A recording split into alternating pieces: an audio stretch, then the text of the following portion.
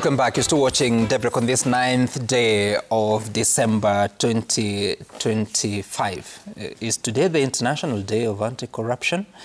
I think it is, and also a very important week even as we mark the status of human rights in the country.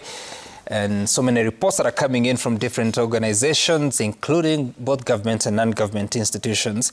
I want us to talk about the economy and the people, because when all this is happening, even the reason why government is selling its stake in Safaricom is partly to finance, or largely to finance the projects that the government is coming up with. Mheshimiwa Makali, you had started off talking about the infrastructure fund, which does not exist, and obviously would require at least regulations. The CS said that they do not need to come up with an act of parliament. Once they come up with regulations, it will be sufficient as our legal framework to have the infrastructure fund existent. But I'm also wondering, you know, the past few months, Parliament has sort of, allow me to use this word, been ambushed with the shifting policies within the government, from the first world agenda or idea that the president expounded during the State of the Nation address.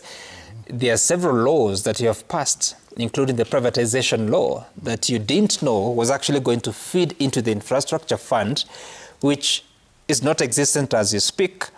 You now understand there is a draft legislation on sovereign wealth fund. The cabinet secretary says that the proceeds from the Safaricom sale are supposed to, a portion of it, go to the sovereign wealth fund. When you look at the draft, it doesn't have that provision. Is Parliament able to have a view of the big picture that the government is dealing with? And if not, how then do you cure that so that you're approaching a plan with all the required information? You know, basically, when every financial year, we have what we call the budget policy statement, which is supposed to give the broader the thinking of the government. Yeah. Matters of finance. And what has been happening over time is like, I've said many times, we are not doing very well in terms of planning. You know, our planning, if you look at the National Treasury, it's supposed to be Ministry of Finance and Planning. The planning bit, we seem to have gone slow on it. And that's where you find a lot of problems, because there's this common saying that if you fail to plan, you actually plan to fail. So what is happening is, at times you get a bush because it means the government just wakes up and makes a decision. Like, you know, when the president came to make the State of the Nation address, yep. That's the time he started talking about a 5 trillion, was it 5 trillion? Yeah, 5 trillion, yes. That he's supposed to raise 5 trillion to do the roads and all that. And you ask yourself, this should be a plan which had been thought through, a number of feasibility studies done to confirm whether it makes or not sense. So for me, the way I look at it, I thought possibly, you know, in the past, we have been talking about stadiums, we have been talking about irrigating a million acres of land, we're talking about the Hustler Fund, all those things.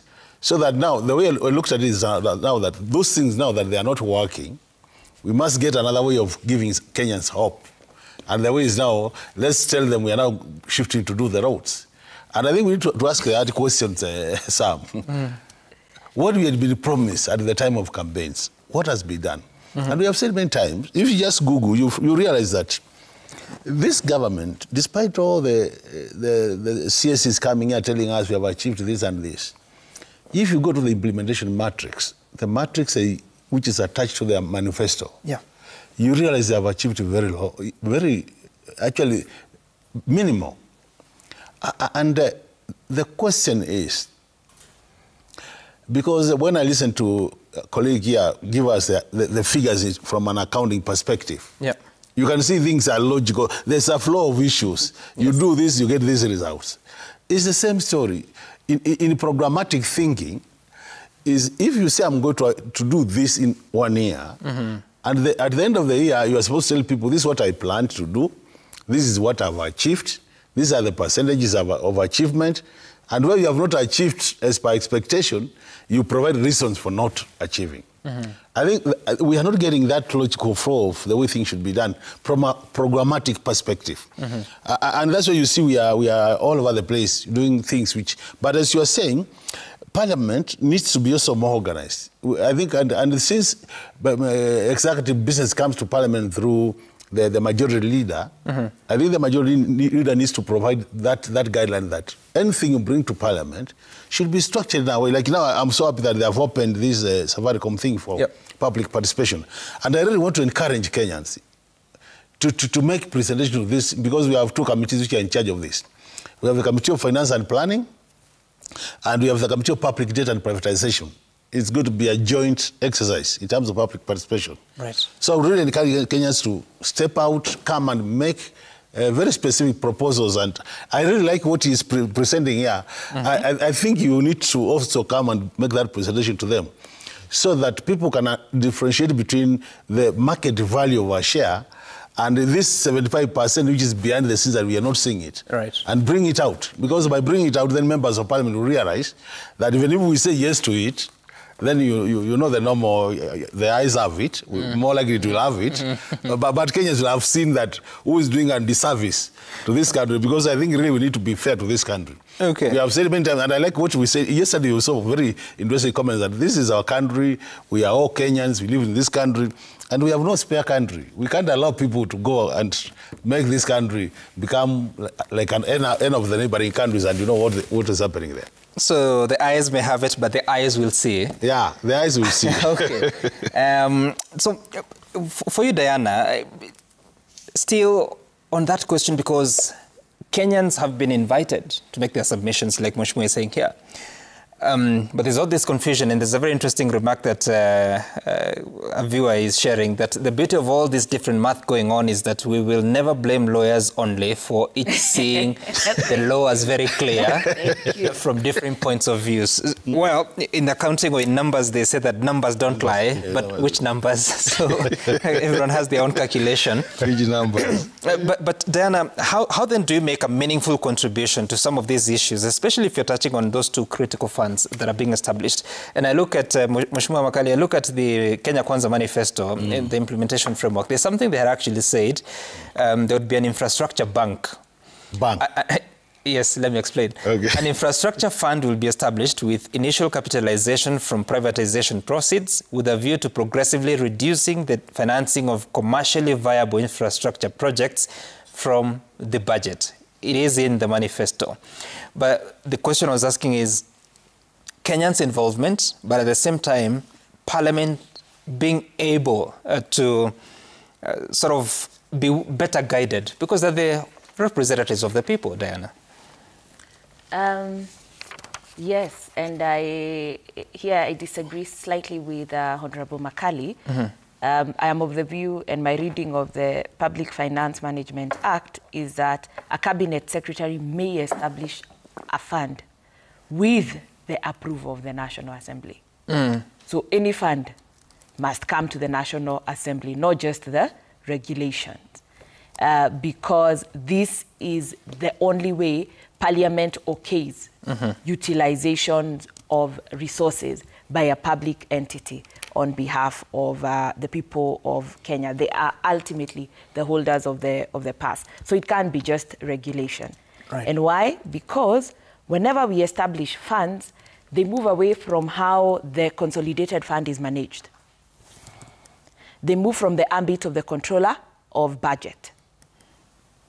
So the regulations must be so tight, or even the legal framework, to give us the confidence that that special purpose vehicle, be it an infrastructure fund, be it the housing levy, cushions us from the abuse that the architecture of the Constitution always intended. Now, let me go back a bit to Safaricom. We are disposing our assets. Public Asset Disposal Act, actually, by the way, just to start with, it says 30% of any procurement or disposal must go to youth and persons with disability and women. Atukupata sisi wa mama, youth and PWDs. Atuko kwa hiyo Vodafone, Vodacom. We are not there. We are not there. But is the 30% for procurement opportunities or for asset disposal as well? It's both. It is both. Yeah. It is both. Yeah. Today is very this thing. Yes. We shall be there before those the two parliamentary committees. It is both procurement and asset disposal. And asset includes physical ones, stocks, everything. So we cannot be choosy. It is not when you want us to come and procure to be selling tea and mandazis. No, even when you're selling shares, the law is very, very clear. So if you look at it, we imagine that we have a way of being blind or very prejudiced in the application of the law. I am sure in the consideration of all these processes, everything that has been presented, we never thought about our values and principles. The two funds that are therefore being proposed, the National Sovereign Fund is a welcome fund that ought to have come much, much earlier, say 2013 or thereabout, because it is the only way to safeguard national interest. And it should not be just about, it's not the fund for current development. It is the fund for protecting our national interest. If we had a national sovereign fund, maybe it is the one that would have immediately gone to Safaricom and procured on our behalf. That way we are not taking salary advances or future dividends. A sovereign fund is so useful in social protection. Once we create it, we should envisage a situation where it is the fund that supports all the marginalized group. It would grow people from receiving 2,000 monthly as government relief. It is a fund that we would go and trade with other countries very, very comfortably. But yes, because it's under... is it Article 203? It would give effect to Article 203 of the Constitution. That needs a full legislation, and the idea must not be another fund that we can securitize and earn revenue. No, it must be about building our national heritage, how to protect the most marginalized. This would be the fund that surely cures the inequalities that we face in this country. The infrastructure fund. Very, very important. Where has the infrastructure fund come before the education fund? Why are we not investing in social capital as much as we are investing in that level of infrastructure capital? If you think about our priorities and the pain of the majority of Kenyans, first it would be health. We created a social housing, social housing cost. Social health authority. Social health insurance fund and the social health authority. Why? Because we immediately knew, and rightfully so from all the studies by private actors and the Kenya National Bureau of Standards, that health is a struggling area that ought to be resourced properly. We created a fund for that. Before that, we created a housing levy, one around infrastructure. And the housing levy is also used to build markets, by the way. They are part of housing. Now we want an infrastructure fund for our roads and airports. Before, an education fund, therefore. Have we created mechanism to protect capitation, which is being reduced every other day? Well, the CS is saying that the infrastructure fund is to take away that cost from the budget financing so that you can leave it for education and other services. I don't know if that is satisfactory for you. If that was the case, that would be very good. It would mean we may not need SHIF.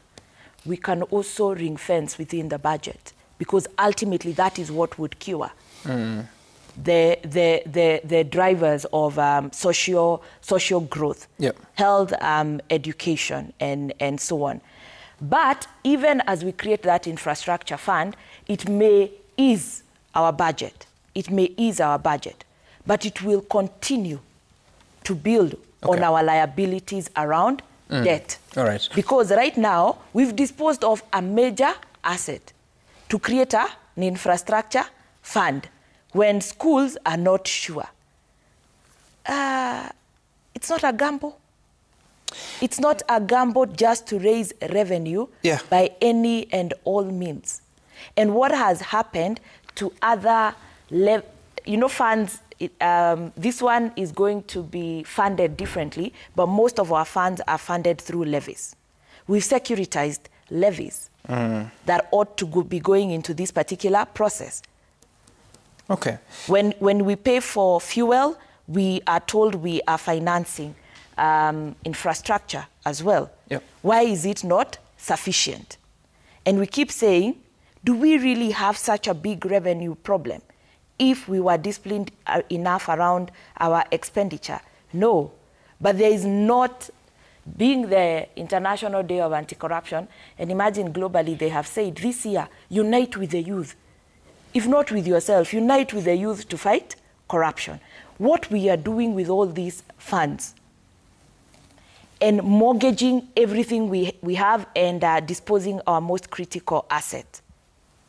Is there a commensurate effort to fight the corruption that has gotten us to that particular level? Now you were mentioning about the creation of funds, and I think the Hustler Fund was created through regulations, if I'm not mistaken. Let me just explain the process. What happens is regulation will still come to Parliament. Yes. But we have a committee called Delegated Legislation. Yes. So what happens is all those regulations will be presented to the Committee on Delegated Legislation. Yes. Now, if the committee is in agreement, those regulations never find themselves into the plenary. So the only time you hear the plenary discussing regulations is when the committee is proposing nullification. They are saying, we do not agree, we want this nullified, so that it's sent back to the departments for further input. But generally, we don't discuss this. But do you think, Mheshimiwa, before I get to you, Hesbon, do you think a fund that is so significant, it may take charge of hundreds of billions? Yes. And according to the CS explanation, it might actually have the contracting authority. Yes. They'll actually have the role to identify projects, feasibility study, do the costing, do the contracting and ensure execution. Do you think such a fund should only be created through regulations, or you need a proper legislation on it? Obviously, we might need an act of Parliament, but I think the argument is that since you have the Public Finance Management Act, it becomes like the overarching law. So under that, you create the funds. But I totally agree with you. Depending on the weight of the fund, there might be need for it to be discussed in the chamber. But procedurally, that's not what... And you know, the House is a house of rules and procedures. For sure. So that's not what we do. But I totally agree with you. There might be need maybe to change that arrangement so that some of these important funds like this come to now for discussion in the whole House. Okay. Yes. Sam, just to note, that is the procedure that Parliament has set. The law that they enacted is the Cabinet Secretary may establish a national government public fund with the approval of the National Assembly.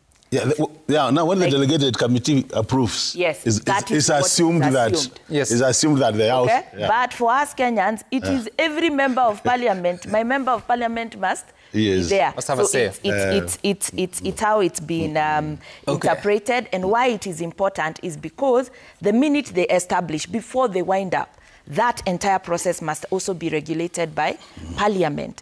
So why not involve Parliament properly, end to end? All right. Now, Section 157, subsection 10 of the Public Procurement and Disposal of Assets Act, it says, Diana, that despite subsection 2 or any other provisions of this act, every procuring entity shall ensure that at least 30% of its procurement value in every financial year is allocated to the youth, women and persons with disability. So it's procuring. No, let me get you back to the asset disposal. It is a different one. Yes. Take me there. Okay. You find it. As you find it, Hesbon, talk to us about... there's a serious shift, if you have to look at it, into... We're now infrastructure-driven, it appears. And yes, different manifestos may have said different things in regards to where the country would head if that administration won the election. But we're now on top gear. So RMLF is building roads. Sorry. Housing levy. I've gotten it. Yes. 53. Section 53. Section 53, procurement and asset disposal planning. Subsection 6, all procurement and asset disposal planning shall reserve a minimum of 30% budgetary allocation for enterprises owned by women, youth, persons with disability, and other disadvantaged groups. Procurement and asset disposal. But if you are to allocate a budgetary provision sounds like it's suggesting you're procuring something, not disposing. It's both. It has written asset, all procurement and asset disposal planning.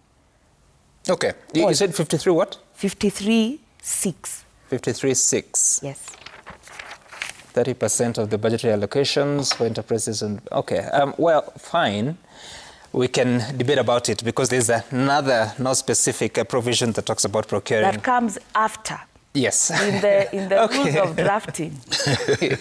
That's fine, Diana. Hesbon, so we are creating funds that are still going to finance infrastructure.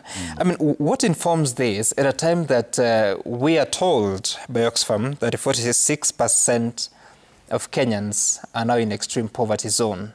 They face food poverty, they face education poverty, health poverty, but our focus as a country through the government is heavily on infrastructure.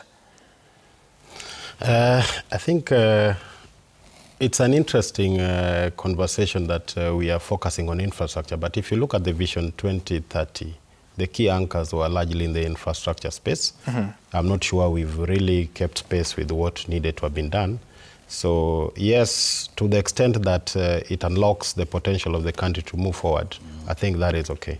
But before I even go deeper into that, I think let's clear something here. I think what Diana is speaking to is about procurement opportunities. Sale of shares is a different conversation. I think we are stretching our interpretation of some of these laws. I don't think that would suffice.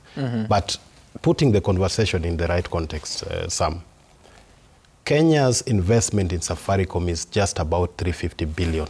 Yeah. That 350 billion, what has it given us on an annual basis? We can call it a make entity, but it's about less than 20 billion a year. What is the cost of government borrowing a year to fund our development? On the deficit that Mheshimiwa and the Parliament passes every year is way, way beyond that. If government borrowed 350 billion today in the open market, how much will it pay? Upwards of 35 billion. So it's not a conversation to start with. So we may have other... That is 35 billion per year. Per year. So you can do the math for... We are paying more than 35 billion borrowing domestically a year of the same amount that we've invested in Safaricom. So in terms of, you can't even compare.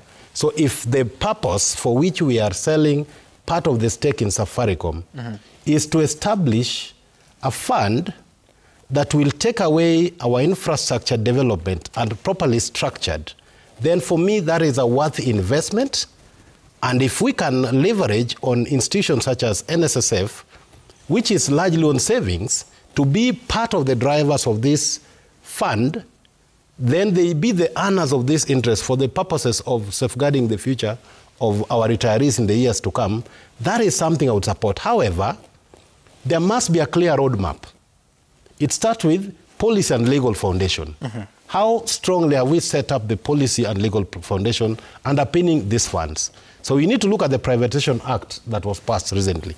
Does it give room for us to embed the Sovereign Wealth Fund Act, for example, that allows us to put in all the mandates that are clear around that fund and align it with our future development programs? I know Vision 2030 is almost coming to an end. What we are discussing is something that goes into many generations to come. Right. So we need to tie it with our next, whether it's Agenda 2063, as part of the policy and legal foundation that underpins the fund. Then now we come to capital mobilization. Unfortunately, we have mixed both. So we are talking about capital mobilization at the same time, we are still working on the policy. So we are more or less like walking and chewing gum because of how this is done.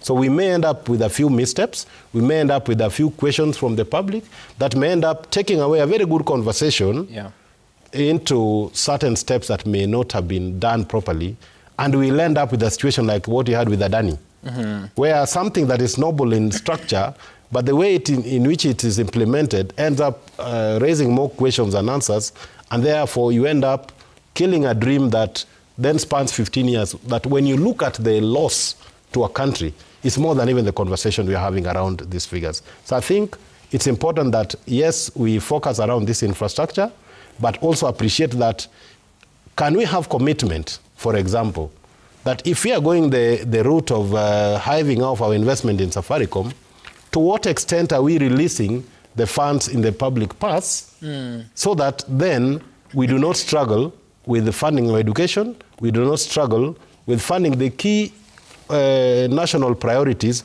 that drive the economy forward. I think for me, those are very key conversations that people should be, as the CS Treasury should be able to say, I'm not just setting up this fund. Yep. This is a level of breather I'm giving our public debt because we are now not going to borrow. For example, are you saying that when you set this fund and move a lot of infrastructure projects to this direction, then you are saying our debt or rather deficit would be moving away from 4.5% of the GDP to 3% of GDP, for example, instantly. Because the manifesto of Kenya Kwanza said in 5 years we'll probably be around that. Is this going to help us instantly move? Can he quantify the effect of this decision in terms of releasing pressure on our national budget? Otherwise, we may still end up with this fund and we still stick to where we are. And therefore, we end up, rather than solving a problem, so we must establish discipline mechanism through which we are able to have a conversation and say, this action is going to result in this specific outcome for the country, and therefore I expect my next budget, when I read it, it will not have any deficit beyond, let's say, 600 billion. That then, it makes sense that you will have saved the country from borrowing an extra 400-500 billion, which would have been more costly, by this decision. So people then can start to appreciate that the government is making the right decision. Now the question I was asking about our focus on infrastructure, and you're right that the Vision 2030 in the economic pillar, part of the focus was on infrastructure, but it was also on spurring growth in the agricultural sector. It was about manufacturing, it was about ICT. If you look at the intended utilization of these resources, infrastructure sounds to look like it's about roads. Now, I think infrastructure is about roads, is about energy, is about water, and is about ICT. For me, that is what this infrastructure fund must look at. Because let's face it, the energy cost is very high in this country. And if we are going to use this method to reduce the energy costs, so be it. If you are going to use this infrastructure fund to even strengthen further our ICT space, that would be good. Water is very key. So we must look at infrastructure in the broader sense and not just about roads. I think the obsession with roads alone is not enough.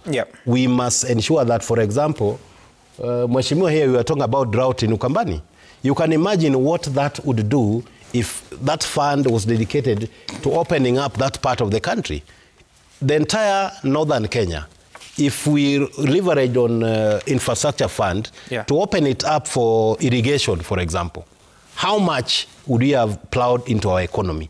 So I think those are the conversations that we must have beyond. And the value of this point, Dr. Mulu, is you look at the pieces of infrastructure that the government has been investing in, from Talanta Stadium on Ngong Road, 44 billion shillings, 145 at payback. There's Rironi Mau Summit, the road that the president was launching the other day, launching the construction itself. The RMLF getting some 175 billion shillings to unlock the pending bills, and people are back on the road. But then we are told there will be 50 mega dams. So those infrastructure that I have mentioned, they are roads or sports stadium. But 50 mega dams, there's Thwake Dam 9 years later, not yet complete. How do we balance do you even need to balance? Dr. Makalimulu, what do we do? Because Parliament, you make these decisions sometimes to make sure that you're also focusing on the other sectors of economy, not just roads. And I thought what we need to do is very simple, and we have said it many times in this show. What we need to do is to get our planning right. The first thing is, as you have said, and I agree with, if you actually did infrastructure development in terms of water, in terms of roads, in terms of agriculture, and then ICT, that will even spur economic growth. I can tell you for sure the economy will grow. And when the economy grows, high opportunities are likely to come up with. But what is happening is, and I think one thing we must do is to get our prioritization right, so that we do things which touch on the common man in terms of improving their livelihoods. For example, how do you explain a situation where you start a new project when you already have one which is stored? I'll give you a very good example. Mm. How many studies do we have in this country which are at different levels of completion? Mm-hmm. If you are to list them, they will not be less than 10. Now, those ones, we forget all of them, we come with another one. It might be important depending on where we are, because here we are going to host some very important games in the next year. But think of the resources you are already invested there, which are not adding value to anybody. Look at the dams you are talking about. Imagine if you had done 50 dams, mega dams, in areas like Ukambani, areas like northeastern areas, like the dry areas, Turkana, what impact that will have in terms of agriculture and in terms of water for domestic use and livestock. So to me, I think really getting in most cases, we get our priorities the other way around. And how I wish that we have a structured way of doing things. The other thing, bearing in mind that we are not a very rich country, you know, when you are not very rich, Sam, you don't do everything at a go.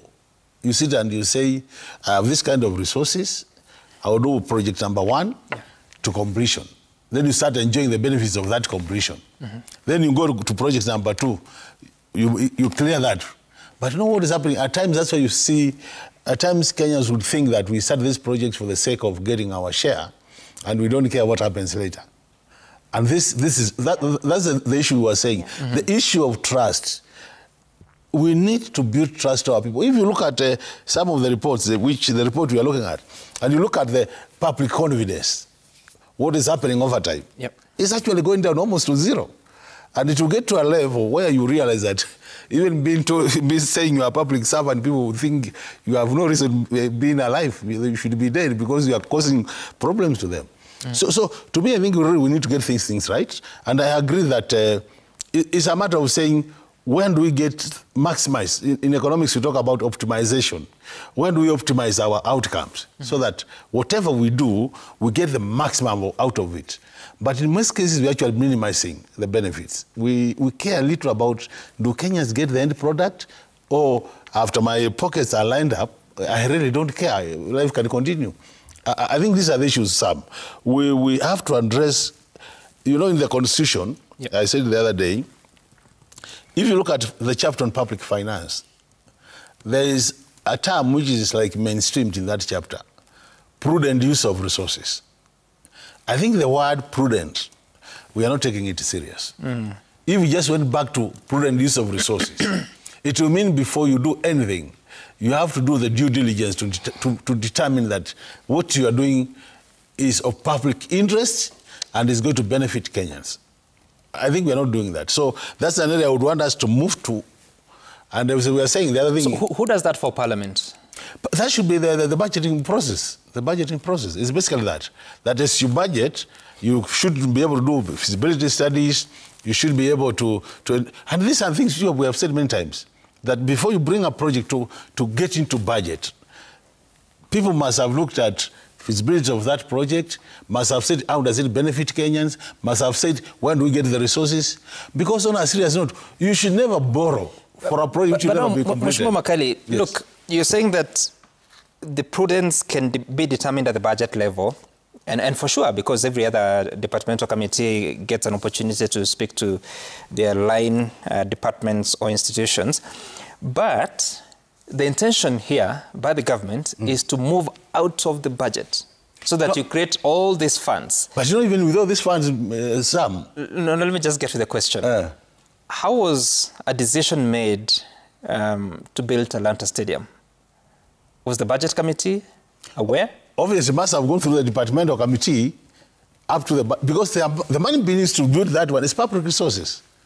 It must be captured somewhere, either as money coming from development partners or money in the budget which will be borrowed. That must appear always. Some you must have heard of the term zero-based budgeting. What it means is for any item to get to the activity to get to the budget, you must have a justification for it.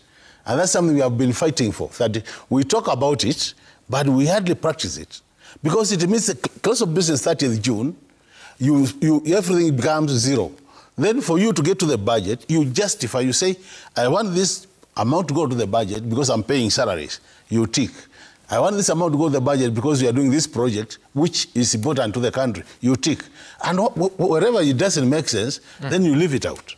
And these are the issues, actually. Well, you know, the information about the cost of Talanta Stadium was brought on board by CS Soipantu. I think it was March or April 2024. Parliament was not aware. The sports committee was not aware of the cost of Talanta Stadium. I remember PS Tum appearing before that committee, should be late 2023 or early 2024. He could not answer that question. You know, there's been this complaint where I think that thing was also coming through the KDF. You remember? Yes. So a lot of things have been done through, even you remember the what do we call it, the Bombers of Kenya renovation. Yes. Those are issues which are coming with the same things that we are talking. And that's why the question I'm asking. The same things we are talking about. If you tell us that Kenyans will be represented at the point of budgeting, but Parliament is not even aware, they have to ask questions to know the cost of a project.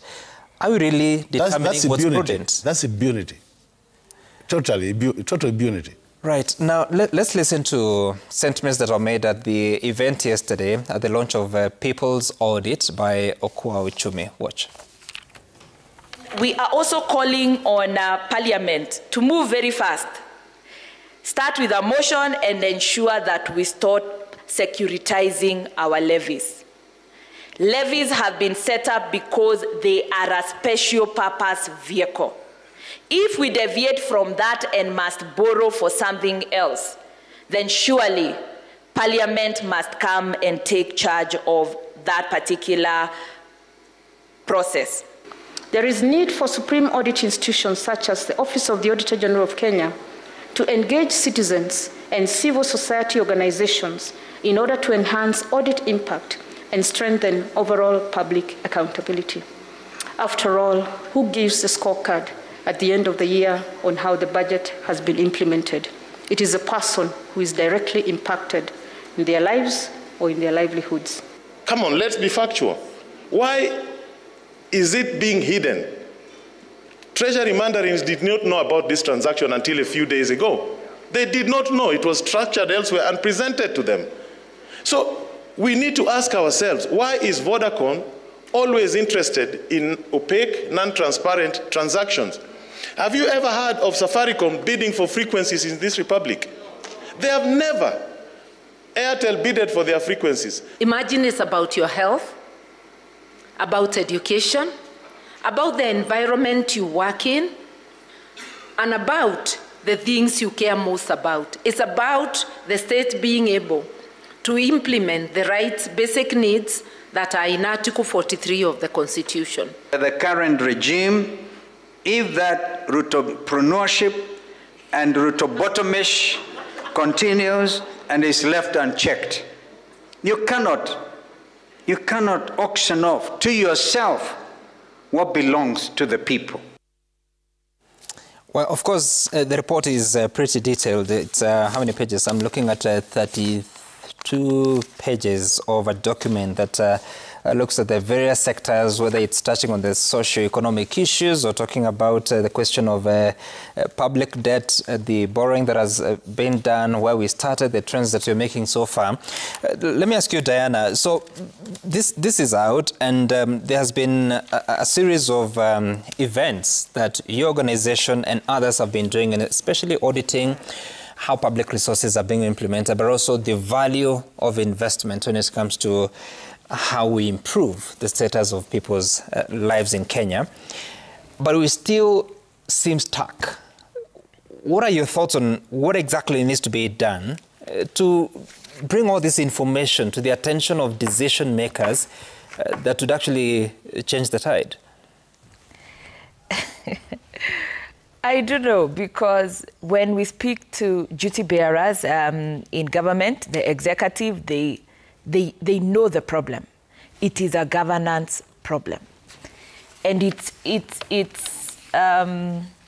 why running private companies, they do have corporate governance, and running government institutions is very different, is because if you get governance right, you're able to escape very many pitfalls. Whether it's around this Safaricom, if you think of it economically, accounting mechanism, it's a direct sale, it looks convenient. Mm-hmm. But if you just look at the sale as the sale and not look at the context of what has been happening? We've raised resources before, higher resources than we are raising in this particular sale. But we've lost. In procurement, we lose over 70% of the money. Why? If we didn't lose that money, where would we be? Now, everybody is able to address how do we move forward and expand our revenue base and ensure that we have money to utilize. But everything that we need to do to make sure that our expenditure is right, there is no equivalent investment. Imagine, apparently, 2024, we used to implement 47% of audit recommendations. 47%. Right now, we are below 17%. Audit recommendation. We are not yet at EACC conviction rate, which was over 20%. Now it is 9% and going lower. You see where our priorities are. And certain things were said that we will not be the ones to address corruption. So corruption will now address us. And it is addressing us. As it addresses us, the political elite, and this is linked to the study and the conversation that we had with Oxfam, it continues to grow and consolidate. And in Kenya, it does not help that 1% owns political power, controls social fabric, controls and owns the economy. So they plan everything for them. If you find us being skeptical about the infrastructure fund, it's because there's a very high likelihood that all the tenders are for the 1%. Roads will be built, dams will be built, but the people who will ultimately benefit and grow their wealth and issues like that is not the Kenyans. It's not the majority of Kenyans, the 99%. It's very likely the 1%. And whenever the interest of the 1% consolidate and come together, everything else is silenced in this country. It is what has birthed broad-based government. It is what birthed Building Bridges initiative. It was never about the people's interest.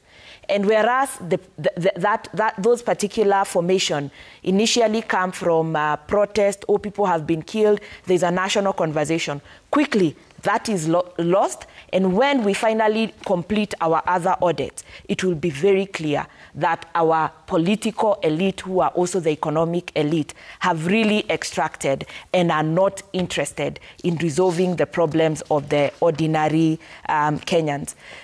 Last year, Kenyans spoke their truth. They spoke the truth of this country. Mm-hmm. They were killed. Nothing changed.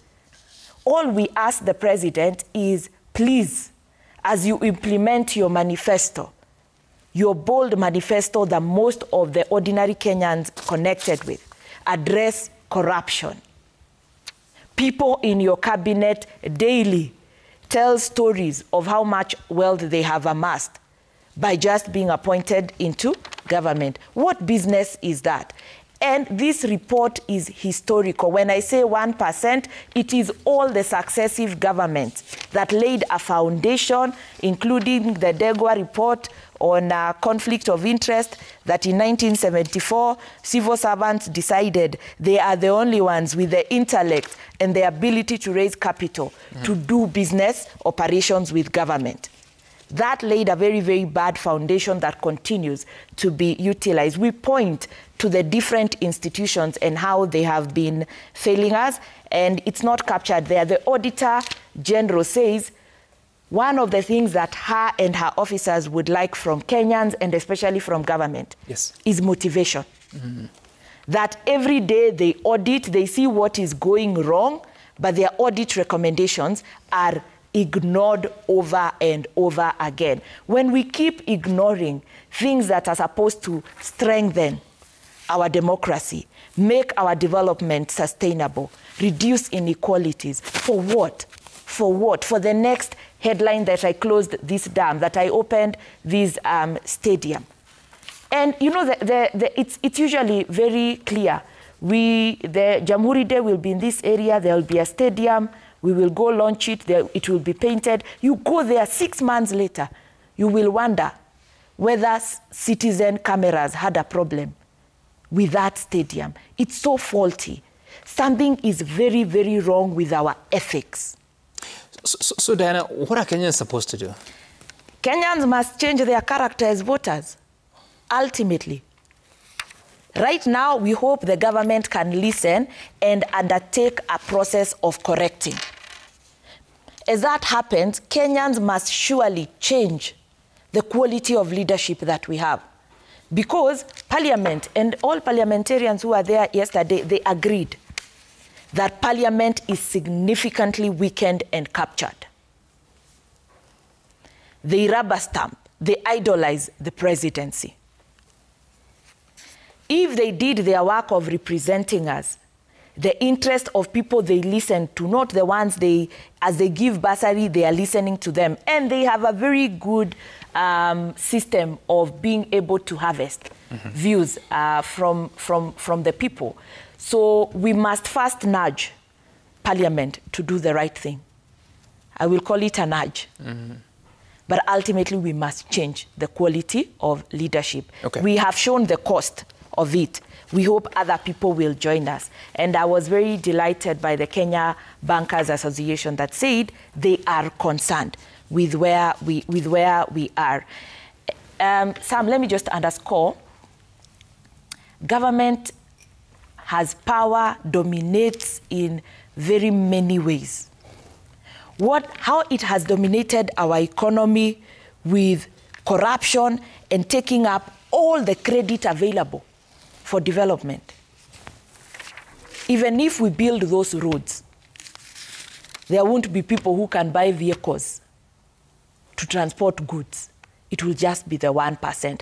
That will not be growth. Right. And if we continue, we are looking at another moment of implosion by citizens. Okay. Now, Hesbon, you know, every day we have this conversation. You still grapple with. We started off by looking at how do we look for more resources to finance development in this country. Then we went ahead to speak about the shift or the growing shift by government to focus on infrastructure development. But when you receive such kind of reports that continuously tell you of the challenges that we are facing, one wonders, even as she says, encourage Kenyans to change the leadership that we have. How then do we build it to be a national conscience? We have an elaborate Article 10 on national values and principles of governance, but none of us appears to pay respect to that when we do the things that we do. I think this report is good, and I thank TISA team. The only thing I would say, it's more like this glass. It's half full, half empty. If you focus purely on what is not working, you can actually be depressed and get to despair. There are a few things that are working, and I think it's fair to look at both sides of things. But I would want to now bring back the conversation where we were. As it is today, we talk about budget being messed up. Yeah. We talk about deficit of upwards of $1 trillion every year. In 10 years, you wonder why somebody is questioning why we have a 12 trillion debt. It is so obvious from the budgeting space. But then, this same budgeting cycle, the MPs that are lamenting, like the ones who were there yesterday, are beneficiaries of NGCDF. They've stuck to it. They don't want to let go of it. And it is a percentage of the budget. They are creating the problem. Today we are talking about, we said we needed to reduce about 300 billion wastage in public procurement. We said we were going EG procurement. Where are we with e-procurement? First, it is the National Treasury. And this falls right in the docket of the CS. What is it that you did over the last 6-7 months to prepare the nation to transition to e-procurement, so that if there were enabling legislation that was to be dealt with, if it's about piloting, that should have been done, so that we move in the right direction. Today, that process is stalled. And because of that, many of our public entities are struggling to do the right thing. If e-procurement was done as was envisaged, we'll wipe away close to 400 billion wastage, which is basically what we've invested in Safaricom. But we are not pushing it. Of course, there are interests that are also going to court to stop it. But also, what is the commitment to follow through a decision you've made as a cabinet and you've gone with to National Treasury? If you ask the procurement team, we were here with the head of the procurement professional body. Yep. They say they were ready to roll out. But where are we? Even the entities that were piloting this process are saying they're struggling. So then the question is the struggle deliberate? Is this struggle deliberate? That is now the question. Because I can tell you if you rolled out e-procurement, for example, in our counties, the 47 counties, majority of these governors will go home because they don't have money they can pinch every now and then. But why is this happening? If you look at the report that the Auditor General was talking about, less than 5% of audit reports in counties are clean. The rest for 10, 15 years. So we have a nation where, yes, there is what is wrong at the center, the executive here, but we must also ask ourselves critical questions as citizens. What kind of a nation do we want? And I think we all have to step up. If you are given a responsibility, either you are a director in a public institution, or you are heading an institution, or you are in parliament where Mheshimiwa is, let's all do our roles, because ultimately, we all now come and hide under one umbrella, that all the problems starts and rests with the president. There are 3 arms of government. How good is the judiciary in terms of its responsibilities? How is the executive? How is the legislature? If all these arms were doing what they need to do, we'll have a good country. But husband, they keep saying that some of those arms are captured by one of the arms. No, but you see, for you to be captured, it starts with very basic things. If yourself, you've run away from your responsibility. The role of a member of parliament is defined in the Constitution. But if you ask an MP today, what have you done in the last 10 years you've been in parliament? Not a single piece of legislation. Some who don't even talk in parliament.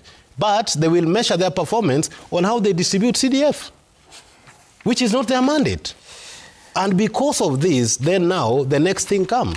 Look at the road sector, the kind of push and pull that has been in the road sector. What is the bone of contention? There is a quiet conversation, and Mheshimiwa will tell you, how are these road projects procured? There are certain line items that are even ring-fenced to ensure that the influence of members of parliament is there. That is why people make money. You'll find some road given 10 million when it is done with 2 million. These are avenues through which these people make money. But all of them will say, problem is one center. We all must step up in our responsibilities for us to safeguard the good of this country. Interesting. I don't know what side of the glass you're describing. Is it half empty or half full? I'm looking at... don't worry. The full glass. I'm looking at the good side, yes, but I'm also looking at the bad side. Okay. So on the flip side, yes, there are certain things that we can celebrate. For example, our public space, the fact that we are reducing in strategy what we want to borrow from the public, that would start freeing the private sector. The fact that borrowing has gone down is a good thing. No, it is okay, husband. Don't worry about that. Dr. Makali Mulu, so you have the final word on, because however much we talk, we'll still raise our fingers and point at you because you sit at the House of Representatives. I do. Representatives of the country. And yes, you have made a case that Parliament is captured. So what do you want voters to do? I think listening to Kenyans who are not in Parliament, the way as we say, the problem is with the executive, Kenyans out there think politicians are the problem. And I really, without being defensive, I've said many times that it's the nature of our democracy, Sam. We might want it, we might not want it. If we want to go to another way of governance, because when you talk about Parliament being captured, it just means that decisions are made by the majority. And this majority seem not to question issues we are discussing here. So if all of us who are questioning the issues we are discussing here, more likely will not be able to pass anything in Parliament. We'll be saying no to it. But then in a situation where majority will have their way and the minority will have their say, we must understand. But coming back to this report, to me, from where I sit, it's called People's Audit. I will actually, if I were to give it another name, I would call Citizens Scorecard. So that this what Kenyans are saying about our governance. And we are saying that's someone at times you say mambo kwa ground indifferent. Yes. Now, in the mambo kwa ground. If I were the one in charge of this government, I would take this report very seriously, look at it sentence by sentence, and hear what the people I lead are saying. And on the basis of that, come with a strategy or strategies on how to address some of these challenges. Because this report is not very encouraging. It isn't. And even when he talks about borrowing to ease, Diana's kept on speaking about 1%, which is both the political elite and even the economic elite. And that's why you see, we are saying the economy is growing, but when you go to the ground, people have no money. They are not feeling it. I think we need to think about distributive ways of ensuring that the money we are making, when we borrow, do we borrow to get this money to the 1% always? Is there a way we can ensure that the things we are doing are actually distributing this wealth even to the poorest Kenyan out there? When we were looking at this report, we had matatu operators, we had farmers, we had border riders, and you could hear their testimonies saying that really things are difficult there. So even without blaming Parliament, without blaming the executive, to me, I think we have a responsibility as leaders. And a leader is not the one in Parliament. A leader is anybody who is in Kenya, who is in a position of responsibility. Because another question I ask myself, he must be represented by a member of Parliament. Diana is a member of Parliament. That person must be part of your village mates. It didn't come from the moon. So it just says the kind of, because the same Kenyans who are blaming politicians are the same Kenyans who are electing the same politicians. Even if we change the whole lot today, we'll have a new crop of politicians and more likely they'll still be the same. So I think really we need to look at ourselves internally as Kenyans and say, where is the rain, when did the rain start beating us? Right. And if we answer that question, we need to change. Actually, for me, when I look at my constitution, it has all what we need. If it's values, national values, well listed, and the national values, they say what you should do, what you should not do. If it's management of public resources, chapter 12 says this is the way you manage public resources. If anything you think of, it should be our even being a Christian, I'm imagining in terms of governance structure, that should be our Bible. Right. Just look at our constitution, implement it, and let's adhere to the rule of law. And we'll have a country we can be proud to be. Basically, that's what I would want to say, Sam. All right. But all is not lost. All is not lost. We can still make things better than they are today. And I want to thank Diana for this report. It's a very detailed report. I want to encourage Kenyans to read this report. Actually, the reason I was carrying this, I came with this from home. I thought I would find the deputy speaker here so that I hand over to her. And then it can be part of our agenda in Parliament. Not that you're on recess. Unfortunately, she didn't. Make it. She sent her apologies this morning. I understand. Able to make it for the show. That is Deputy Speaker, National Assembly, Gladys Boss. You are asking, where did the rain start beating us? You'll find the answers on page 8 of that document. It is pretty detailed about the numbers that you've seen and how debt has been rising over time, now to more than 12 trillion shillings. But we have to close at that point on the feedback at Citizen TV Kenya, Hora Kenyan saying, at Sam Gituku. The hashtag to use is Citizen Daybreak. MC Rumors, government says privatization proceeds will go into infrastructure. But Oko Uchumi's latest report warns of opaque deals, zero accountability, and a widening debt hole. Some, are we building roads or building a corruption superhighway? Parliament is a big letdown. Franco Rinde, the state of the economy is weighing heavily on ordinary Kenyans. Rising costs, shrinking incomes, and limited opportunities. Any policy decisions going forward must focus on easing this pressure and putting people, not politics, at the center. Engineer Lazaro, why is the logic in disposing of government shares from a profit-making company like Safaricom? A developing nation cannot grow by relying only on domesticated revenue collection through punitive taxes. Okay. Who else? Remy Butia. The economy grows not just through statutes, but when parliamentary action visibly improves livelihoods, fosters accountability, and builds public trust in the nation's financial governance. The people's welfare must be the ultimate indicator. Bovi Roy, the public participation in this country is just cosmetic. We opposed affordable housing levy, opposed a rushing of SHA, opposed Iron 4 billion system. We oppose privatization. Now we sell shares. They won't listen to okay. That's the last one. Asante sana for making time for us to have this conversation. Dr. Makali Mulu, Diana Gishengo, and Hezbon Omolo. And the conversation continues. May you have a fruitful mathematics day declared here by the powers bestowed upon all of us on Daybreak. Have a good day. See you again some other time.